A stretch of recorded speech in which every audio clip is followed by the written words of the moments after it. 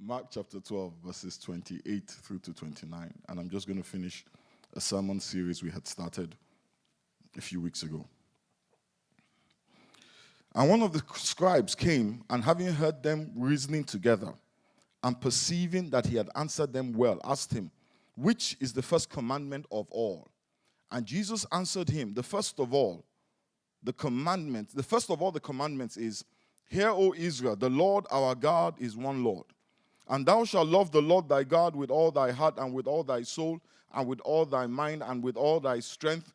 This is the first commandment. And the second is like, namely this, thou shalt love thy neighbor as thyself. There is none other commandment greater than these. You know, over the past few weeks, we've been talking about love. And the last sermon I preached, I talked about how the love of God is manifest in our lives. But for many of us, every time we hear a sermon on love, our mind goes to that person that we find it very hard to love. And we all have people like that in our lives, amen? In fact, one of them may be sitting next to you right now. Don't look at them, amen? Some folks are hard to love because they are difficult people. They are hard to work with and literally impossible to get along with. They are rude, they are obnoxious, and we think they are hard to love. We have people in our lives who are just too demanding. They are bossy, they are aggressive, and very manipulative. These folks are very self-centered, and they always want things to go their way. And then we have the disappointing people. The folks who always manage to let us down. Even when they have good intentions, they never follow through. They will lie, they will scheme, but at the end of the day, you feel let down by them. Sometimes they are unfaithful, and many times they are disloyal. They make promises, but they don't keep their promises. Amen? And finally, we have the destructive people. These are people who will intentionally hurt you. Their intentions are malicious, and they can be dangerous because sometimes they will hide behind a deceitful facade. But these people are the neighbors of which Jesus Christ speaks. And God expects us to love them because in the verses that we have just read, the Bible does not say love only your good neighbors. It does not say love only the neighbors who treat you right. It says love your neighbors. That means that there is no qualification and there is no distinction between type or kind of neighbor. The commandment of God is that we love everybody we come into contact with. And Jesus Christ in his life demonstrated this. The Pharisees who hated him, he loved them. The ones who despitefully used him, he loved them. The ones who tried to kill him, he loved them. The Bible says a bruised reed he will not break, and a smoking flax he will not quench. Even those, the Bible says, who plucked at his beard, who mocked him, he still loved them. So when he says to us, love your neighbor, that means love your neighbor. Not love some of your neighbors, but love all of your neighbors. Amen? So how do we love these guys? Let's turn our Bibles to 1 Corinthians 13, verse 7.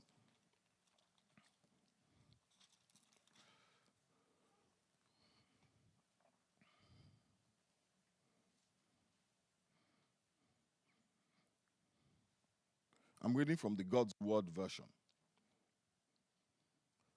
If you can find it. If you can't find it, I'll take the New Living Translation or any other translation.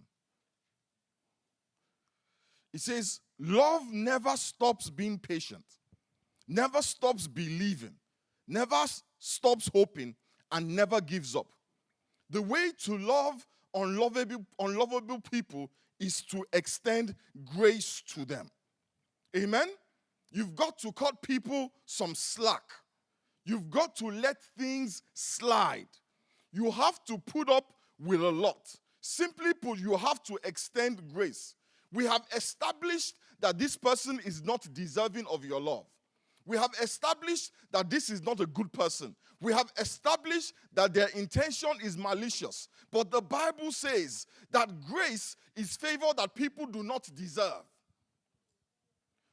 God loves us not because we are good, but because that is what love is. Love is not selective in who it manifests itself too. The Message version of this verse says, love puts up with anything. The New Century Translation says, it patiently accepts all things. The New Jerusalem Bible says, it is always ready to make allowance.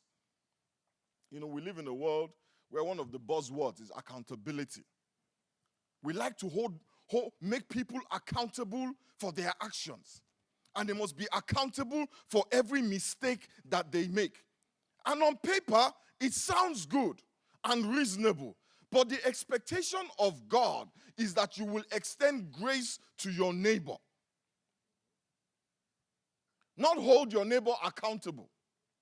And I'll tell you why this is important. Turn with me to Romans, the 3rd chapter.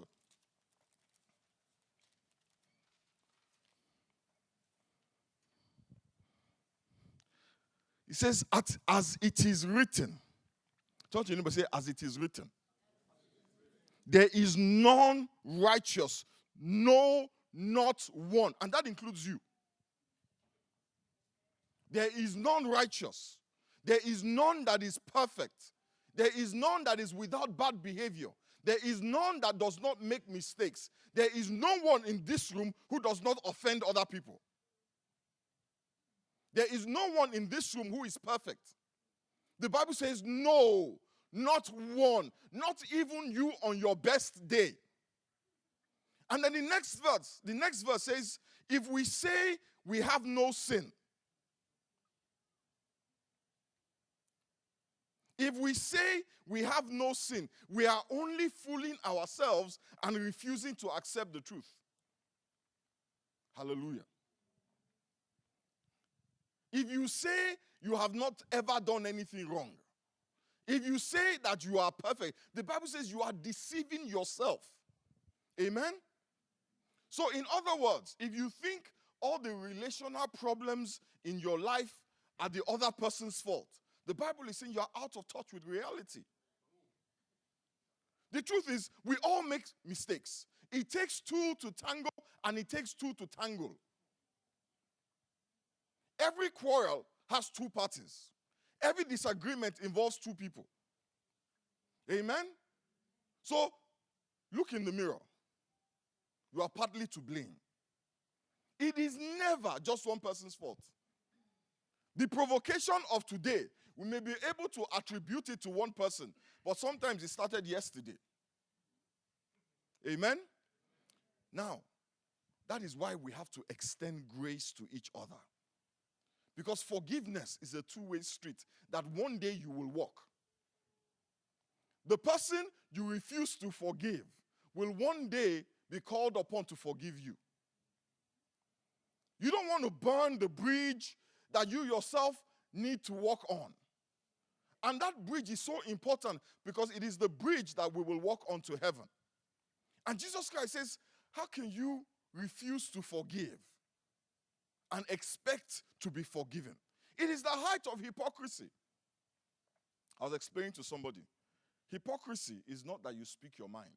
You know, some people feel like if they see a problem and they don't say anything, that makes them a hypocrite. No, it doesn't make you a hypocrite. What makes you a hypocrite is when you do the opposite of what you say. When you open your mouth and ask God for grace and you refuse to extend grace, that is what makes you a hypocrite.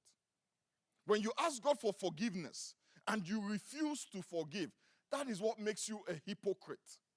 And many of us, no offense meant, this morning are hypocrites. Because there are people in our lives that we refuse to cut any slack. We want them to pay for every misstep. We want to hold them accountable for every mistake. Yet we open our mouths with audacity and with boldness and say to God, have mercy on me, when we will not have mercy on the person that we just got off the same bed with. Amen? We must extend grace. Have you ever heard a bullfrog? How many of us know what a bullfrog is? Those huge frogs. Have you ever heard them croaking?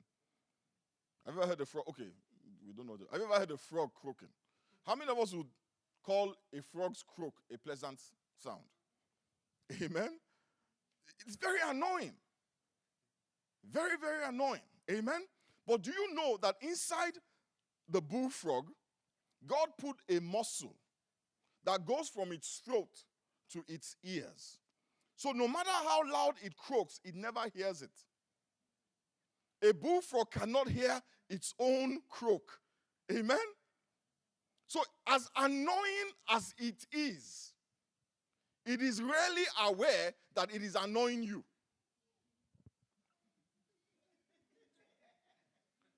Amen? Most people are not intentionally obnoxious. Most people don't wake up in the morning and say, do you know what? My goal for today is I'm going to aggravate Tosin. I'm just going to aggravate her. That is my life plan for today. And when I'm done aggravating Tosin, then I'll go to Darius and then I will irritate him. And then to end my day, I will vex Pastor with our spirit. And just, to make it complete, I will upset him. And as if that's not enough, I will annoy her and I will hurt him. Most people don't wake up planning to hurt you. Most people don't wake up planning to aggravate you. Many times, it's a mistake. Sometimes it isn't. But often it is. Do you know how I know? Because many times I annoy people. And I had no idea. Anybody ever annoyed somebody and you didn't know? We're like that bullfrog. Making noises that we can't hear. And some of us are particularly socially, what's the word? Socially inept. Some of us are like that. Some of us are socially very aware. When we open our mouth, we are very conscious of everybody's reaction to us. In fact, we are overconscious. So we're constantly, so you say one thing, you notice it didn't go well, then you try and compensate. You start looking like you're crazy. But there's some people that are like a bull in a china shop. They will say something, everybody will be annoyed, but they won't know. They'll just keep going. And you want to tell them, whoa, calm down. You're digging a hole. But they can't help themselves because it doesn't register that look on your face is not a stomach discomfort. It is irritation with what they are saying. It's just not registering. That kind of person, you want to just extend grace to them. Nobody wakes up and says, John, I'm going to take everybody off today. Today I'm just going to be obnoxious. Has anybody ever woken up like that? And thought, today, Sunday morning, I'm just going to be obnoxious. The Bible says in Ephesians chapter 4, verse 2, the New Living Translation, be humble and gentle with each other. Be patient. Don't you know say patient? It says be patient with each other, making allowances. Making allowances for each other's faults. Make allowance for each other's faults. My brothers and sisters. Make allowance for your spouse's faults. Make allowance for your fellow church members' faults. Make allowance for the faults of the folks you work with. Make allowance for each other's faults. Because guess what? You too, you have faults. And no matter whether you think your faults are not as bad as the other person's faults, you have faults. Amen? My wife has to extend some grace to me at least twice a week. On Monday mornings, after preaching 2 sermons on Sunday and counseling and meetings, I sometimes get emotionally drained. And as a consequence, I'm very cranky. Amen? So on Monday mornings, she's very patient with me. When I snap at her, she doesn't hold me accountable to it. She gives me that allowance that, you know what, I know how stressed you have been. The other time that she gives me grace, this is as per schedule, not the unscheduled ones. This is the scheduled one. The other time she gives me grace is on Saturday afternoon. Because every Saturday, I get PMS. You know what PMS is? Pre-message syndrome. When I'm putting my message together, I am cranky, I am irritable. Amen? Actually, do you know what PMS stands for? Punish my spouse. Let me make a bad joke. What is the difference between a terrorist and a woman with PMS? You can negotiate with a terrorist. I apologize. But men are just as temperamental. 90% temper, 10% mental. Extend grace for the bad jokes. Amen? Extend me some grace. Don't write me off because I told a bad joke or because I sang off key. Amen? Hallelujah. So the first thing we must do is extend grace. The second thing we must do is have faith. 1 Corinthians 13, let's go back there.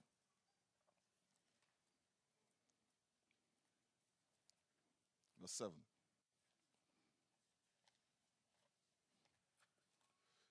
Says love never gives up.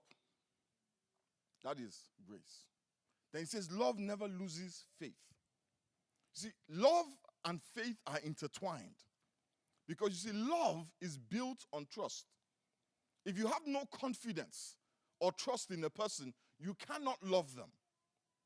So if you have to love somebody and God says you must love them, then you have to not only extend grace to them, you have to find a way to trust them. You have to find a way to express some faith in them or have some faith in them. There are three kinds of people in the world. We have the gullible people. People who will believe anything. They will trust anything you say. Amen? If they read it on the internet, it must be true. By the way, how many of us know that the word gullible is not in the dictionary? How many of us know that? The word gullible is not in the dictionary. How many of us believe the word gullible is not in the dictionary? I'm trying to identify some gullible people here. Amen? The gullible people will fall for anything. And then there are the cynics. The cynics are people who believe anything. Sorry, who don't believe anything. They are skeptical of everything. If you tell them the sky is blue, they say, mm-hmm. If you tell them grass is green, they're like, They are sarcastic, they are cynical, they are untrusting, they question everything, they believe nothing, they are suspicious, they are paranoid, and their blood pressure is always high. Then you have the healthy people. The people who love. The Bible says love always trusts. Love never stops believing. Love never loses faith. The healthy people are the people who are willing to give others the benefit of the doubt. I know that nobody wants to be a mugu. Nobody wants to come in last. But you see, the problem with living a life where you are constantly trying to protect yourself, where you are constantly suspicious of everybody and everything, is a stressful life. It's very stressful. When you come into contact with somebody, everything they say has to go through an extra layer or an extra bureaucracy of verification. A firewall. You have a firewall. When somebody says good morning, what do they want? Is it really a good morning? That is why people have hypertension. Because they worry about everything. They overthink everything. They never believe anything you say. And guess what? It will create problems where there are no problems. So when Dami calls me and says, good morning, Pastor Femi, and I start to think to myself, why is he asking me? Why is he saying good morning to me? My suspicion creates an attitude which he will detect. Amen? He doesn't know why I'm giving him attitude. He doesn't know that I'm a paranoid schizophrenic. He just knows that he said good morning and I'm treating him like he stole something. So guess what will happen? He will respond to my attitude with attitude. And before we will know what's happening, we have a cycle of attitude. Part of the reason why you are not getting along with people is because you are too suspicious. There is a witch in every statement. When people offer you food, you can't eat it.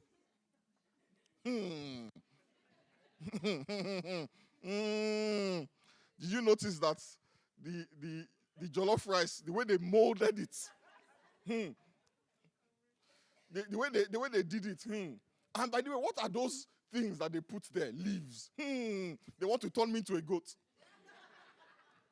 Bro, it's just salad, man. Healthy people eat that. Amen?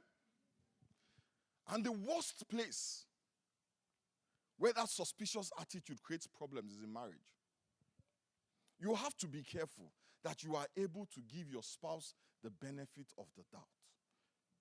I know we say if it sounds like a dog, smells like a dog, wags its tail like a dog, it must be a dog.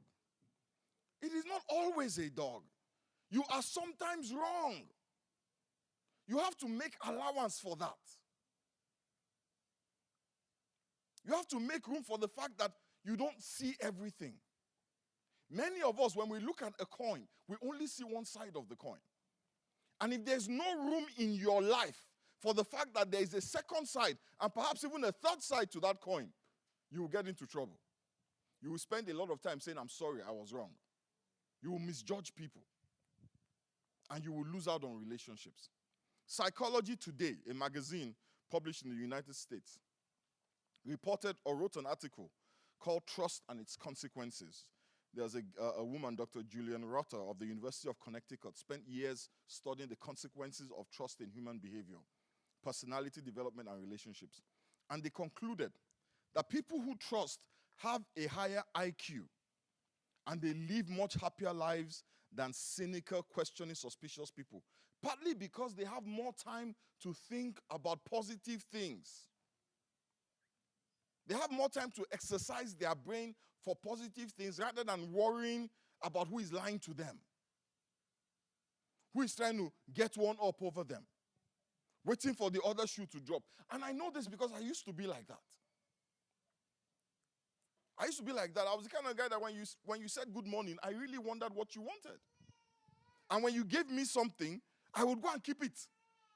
Because I don't know when you're going to come back and ask for it. So just in case you are going to come back, I will keep it. And then when you come back and ask me, I say, please come and take what you gave me. And many of us are like that to different degrees. Turn to your neighbor and say, calm down. Number 3, hope. Love is hopeful. Love is hopeful. The Bible says love never stops hoping. Love is positive. Love expects the best. Amen? Looks for the best in people.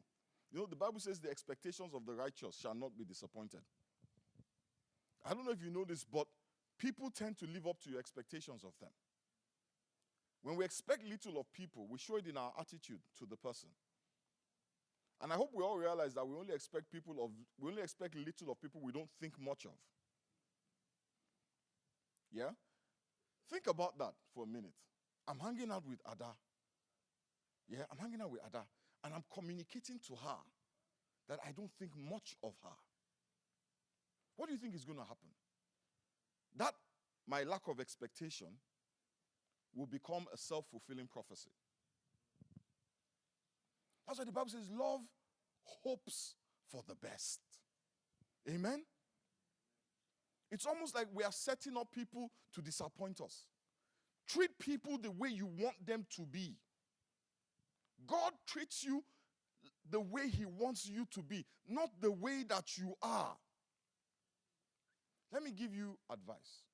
If you want your husband to treat you like a queen, treat him like a king. If you want your wife to treat you like a king, start treating her like a queen. Emphasize the positive. Visualize potential. Expect the best from them. Communicate to them that you think they can do better. Don't spend all your time and all your communication complaining about what they have not done and what they are not doing and what they are not. One of the things that frustrates me the most with couples is when they say you are always How can you see somebody's always doing something when they've only done it twice? Or 10 times? Always implies continuous, constant, and consistent. Amen? You are always... Why you always putting too much salt in the food? I put salt in the food like twice. Well, you shouldn't have put it right. Exactly. But you say you are always, guess what? That is like a child, right? If you expect nothing of your children, yeah, they will give you nothing. If you treat them like they can't do anything, they will do nothing. It's like, look at the schools the kids go to.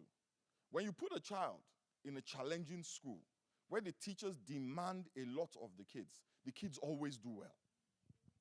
But send them to a school where they expect nothing of them, where they demand nothing from them. Human beings always find their level. Oh, yes. They always adapt to their level. Any level they are in, they will adapt. So if you don't expect a certain standard, I will never meet the standard. You know why we always keep to time in Jesus' house? Because the folks in Jesus' house have made it clear to us that they expect us to keep to time. Amen? But if you came here, I say, Nigerians, it's okay. They will never be on time. Guess what? We will never be on time.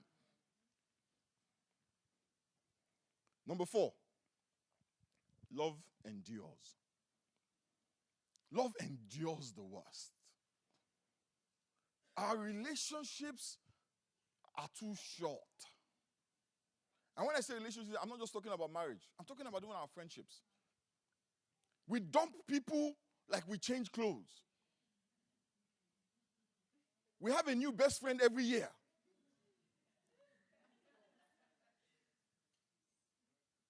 Some of us don't have any best friends because we're so intolerant. Before they even say, hey, please, I don't have, I don't have time, please, go. Really? They are tolerating you. Amen? Love is persistent. Love is determined. Love is resolute. Love is stubborn. I will not give up on you. I will not end this relationship because you are not perfect. If everybody gets on your nerves, you are too sensitive.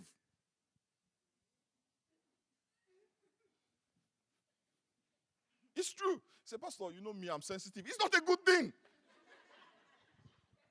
Amen? You need to grow up. You need to relax. You need to chill out. Life is not that hard. Amen? We make demands of people that we never keep. You want your friends to know when is your birthday, even though you forget their own birthdays. You want them to know what time to call you, even though they can't read your mind. You want them to know whether they should be there or not be there when you have a problem, even though the last time they tried to be there, you told them to get lost. We are inconsistent. And friendship demands flexibility.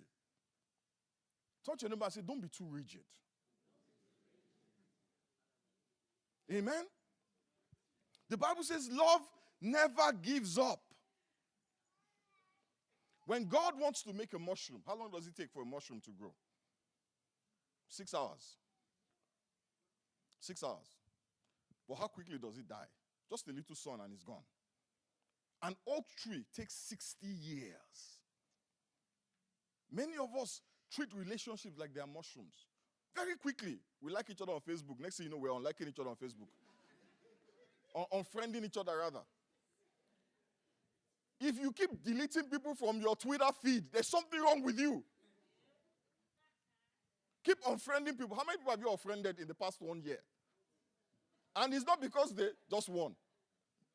Some of us have unfriended 50. We make friends quickly and we lose friends just as quickly. That is not love. Love is patient with people. Give them some time. Give them some time. There are things that you will learn from hanging on to a relationship that you will never learn any other way. Many of us don't realize this. Our relationships are not just to make us happy. Every relationship and everybody that God allows into your life is there for a reason. Even the cranky people, the difficult, demanding, disappointing people, they're in your life for a reason. Let me tell you why they are there. They are there to help you become who God wanted you to be. And I know that in the church these days we have this expression, destiny helpers. So if somebody is not helping me get to my destination, get out of my life. What is your destination? If you are not going to help me become the CEO of a Fortune 500 company, I don't want to talk to you. Ain't nobody got time for you. If you're not going to help me get married, I don't want to be your friend. Ain't nobody got time for that. Your destination is to be conformed to the image of Christ. So there are people in your life whose only job is to test your patience. And you need them. Otherwise, you will never get to your destination. You will never be like Christ. And guess what? If you kick them out, God will send someone else. Do you know why he'll send someone else? Because he loves you too much to leave you as you are. And if you are the kind of person that you just have a coconut head, you will marry somebody who will test your patience. It's not a curse. Let's see if you will divorce them then.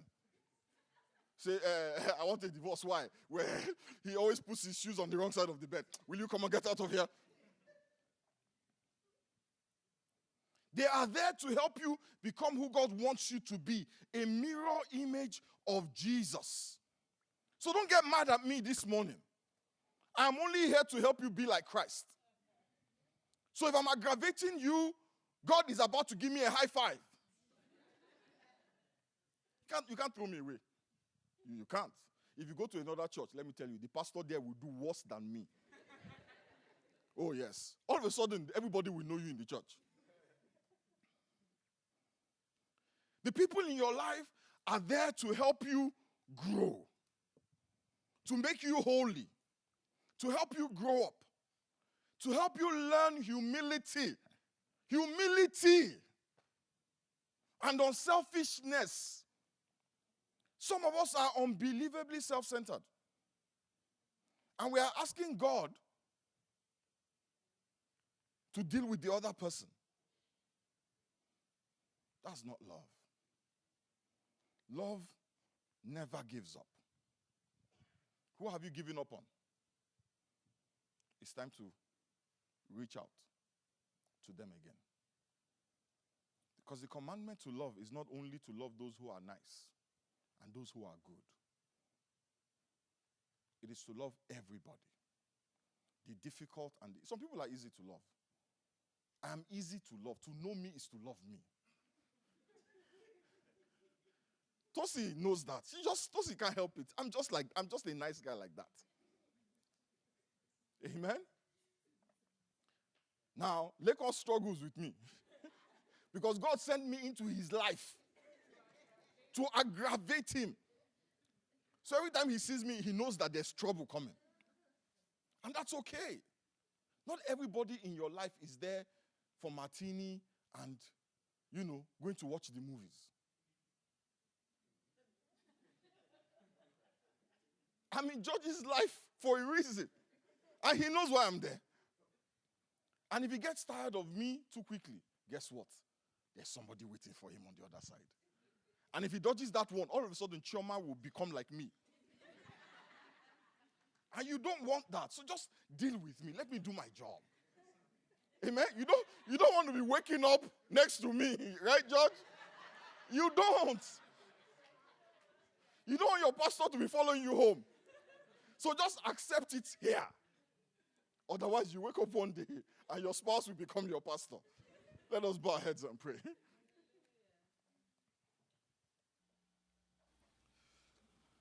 Father, we thank you and we give you praise. Almighty and ever-living God, we just worship you. Father, you're so good to us. You're so patient with us. When we are inconsistent, when we are unreasonable, when we are difficult, Father, you are patient with us. when we are not loyal to you, when we're feeling sorry for ourselves and saying bad things about you. You are patient with us. Help us, oh God, that we may be patient with our neighbors, that we may have faith in our neighbors, that we may have a love that endures. Father, we thank you. We bless you and we give you praise. In the mighty name of Jesus we have prayed. Amen. Praise the name of the Lord.